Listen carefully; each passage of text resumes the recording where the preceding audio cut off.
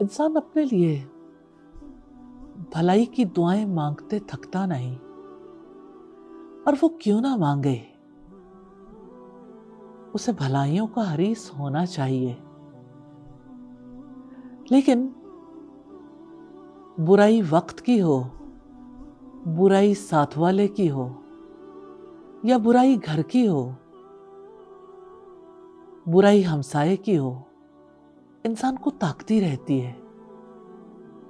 انسان جن لوگوں کے درمیان ہوتا ہے، جن کے ساتھ رہتا ہے، اگر ان سے برائی پہنچنی شروع ہو جائے تو اس کی زندگی اجیرن ہو جاتی ہے۔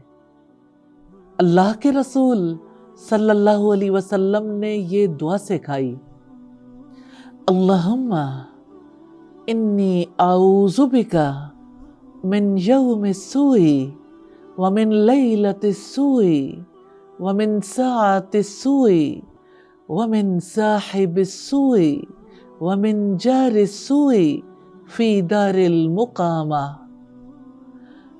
یا اللہ، یقیناً میں برے دن، بری رات، برے وقت، برے ساتھی اور رہنے کے گھر میں برے ہمسائے سے تیری پناہ میں آتا ہوں۔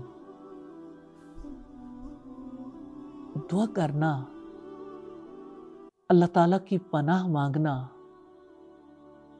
اللہ تعالیٰ کی رحمت کے حصار میں رہنا انسان کو ہر شر سے بچا لیتا ہے۔ دعا کر لیں۔ دعا عبادت ہے، دعا حفاظت ہے، دعاؤں پر انحصار ہے، دعاؤں کا حصار ہے۔